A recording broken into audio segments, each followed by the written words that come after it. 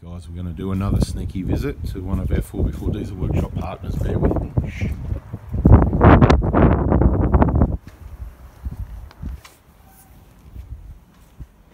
Boo! Oh, hello. How you going, mate? What's happening here? Oh no! Oh no, what's this? Volkswagen Caddy.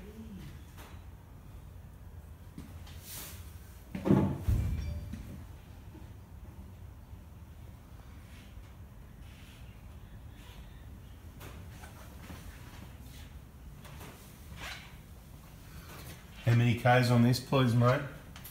I think about 150,000, roughly. I think it might need some tyres. Mm-hmm. Just a little bit. These look really old.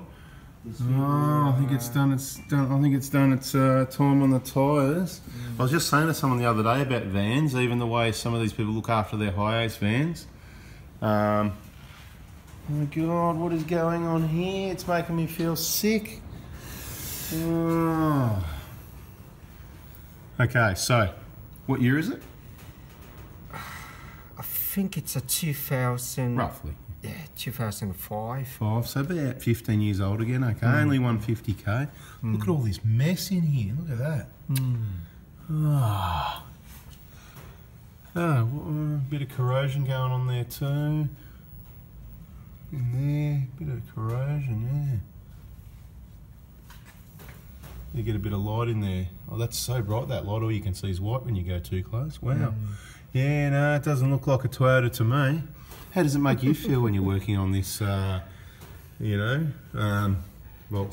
Is it enjoyable? And, No.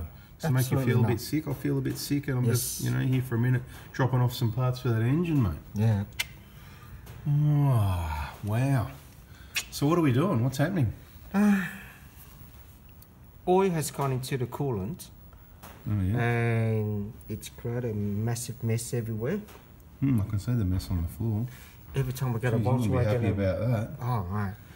And yeah, the oil has gone into the coolant and contaminated it. Cool. So the That's culprit. nice. That makes a really nice mess, like a chocolate milkshake, except it's not even crunchy.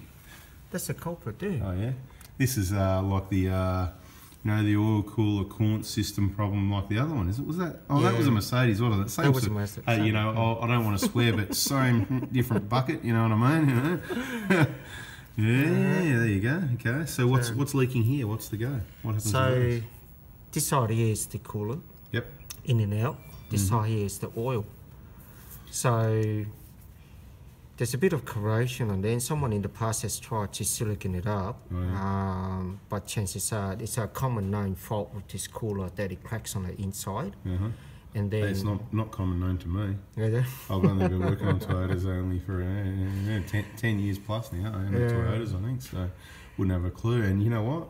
Sorry to interrupt, but even for the 10, 20 years before that, it made me feel sick just from the few things I knew. So avoid them like the plague. Yes, Sorry and I'll to explain. interrupt, mate. Go on. I'll explain a bit further as well. So oil works at a high pressure, and then because of the cracks on the inside, it goes into the coolant track, and it dumps oil into every other coolant areas. My pet hate. Look how tight it is to get in there. You see where the oil filter is? That's why I don't even want to change oil on one of these. Cartridge filter, you can't even get in there. Well, that's just ridiculous, mate. Look at that. That's the top level of stupidity. We just want to do a service. Can't even change the oil filter. Yeah.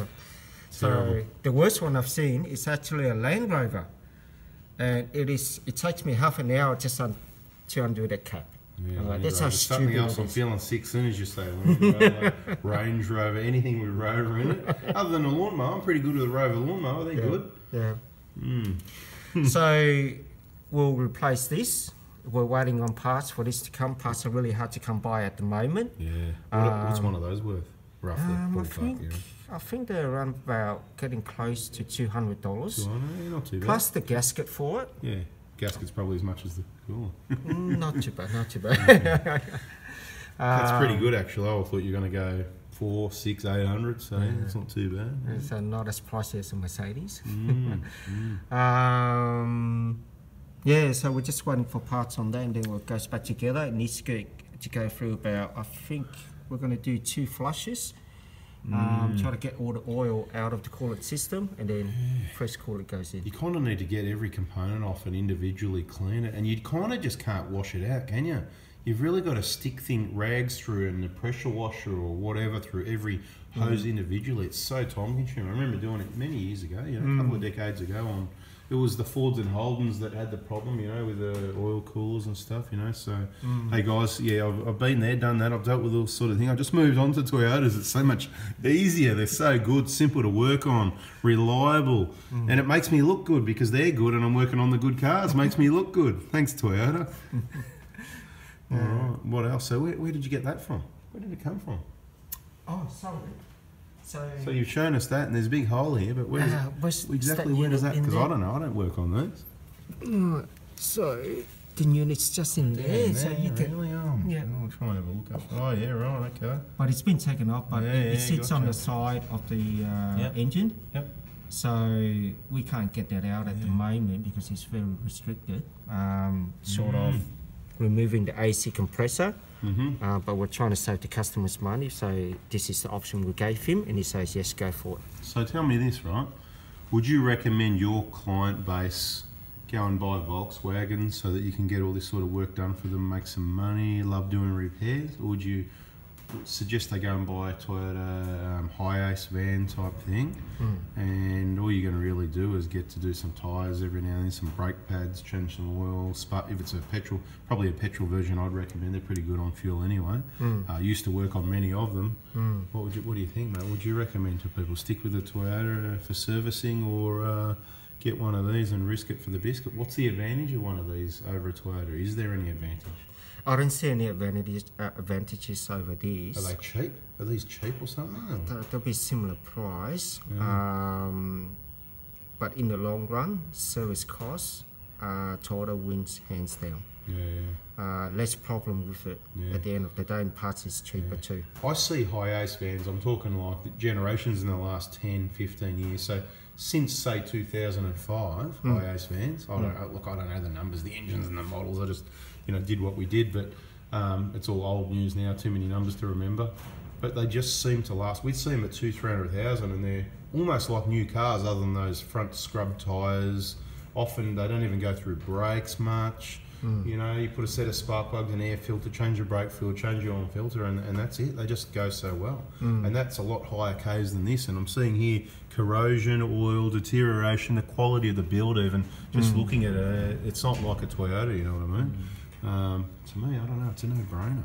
And stick with the petrol engine in the HIACE van, guys. You're not, the diesels for touring the outback, you're not touring the outback, you're not travelling long distances in the HIACE van, you're doing stop-start, in and out drop-offs here and there, whatever. Or if you're a plumber or electrician, you're not going far. It's not going to cost you a lot. But keep the maintenance simple by sticking with that 4-cylinder petrol engine is my advice. So what would you say? Does that sound about right? Yeah. Absolutely. And it saves you money on the purchase too, because the diesel engine costs more in the first place at the purchase. And you're really not going to save it in fuel economy, particularly on a HIACE van. And some people ask the question, I'll just add this in there, people talk about the HIACE vans, how come we don't hear about the injector problems on those like we do Prados and Hiluxes? As well? There's just not as many of them. And I can tell you, they're running around with injectors flogged as anything. They're off their heads. And the only reason they haven't blown up is because, as I just described, they're not towing boats and caravans around Australia. They're just sort of, doing, the run around town type thing where you haven't got the load on the engine. So you're getting away with running around with flogged injectors. It's not good. They're blowing smoke, they're noisy, wrong combustion, bad for our health, bad for the environment. So if you've got a HIACE van, you certainly should be replacing those injectors, pipes, seals and gaskets and everything at the exact same intervals as the 1KD, the 2KD, 1KD, whatever, right? So anyway, a little bit off topic, but I thought I'd throw that out there. What else you got to add, mate, or are we done here? This is the second engine in this car. Oh, really? Second engine? Yes. Yeah, it's better. So stick to your HIACE. So, and then this vehicle has had the valve body replaced as well. So it keeps on going and going. I know. So it's such low kilometres and that. It's chalk and cheese, the quality, isn't it? Yeah. So sorry, Volkswagen. Pick up your game, Volkswagen. Bada bing. Oh, it's not going to happen, is it? I think Is it Audi owns Volkswagen or vice versa or whatever the case may be? And you know, there's a thing out, I don't know what's fact and what's fiction and what's, you know, myths and whatever, but was it Audis were designed to last 4 years or something like that, you know, came from somewhere. That's about right, you know, even these cars. Look, I've had clients go from HIACEs and Hiluxes and that to Amaroks and back again and telling me about all the problems. I've mentioned that before, so we won't do that again. Maybe in another video later down the track. Anyway, guys, thanks for watching. There's a bit of info for you. Probably stick with your Toyotas unless you want to have, unless you want to know what real problems are, and they're down in there and all around the place here actually. So if you got something out of that, please remember to give us a thumbs up. And if you insist on having something other than a Prado Hilux and you like my channel, I do have these guys here in Sunshine, Victoria to recommend. And at this stage, it seems like they're pretty happy to do quality repairs on other makes and models, but I'm tipping that might change because they're going to get tired of it. They're going to get busy doing all the nice works on the Toyotas, and they're going to sort of prefer that and be specialising in Toyotas. So get in while you can. You can obviously shoot me a text message as usual if you need to make contact to get any works done, and text message only with your name, vehicle details, and I will forward you the details to make contact if you follow the right communication contact with me. Thanks for watching, guys. If you haven't already, subscribe, turn the bell on. We've got more information coming your way. Bada boom, bada bing. See ya.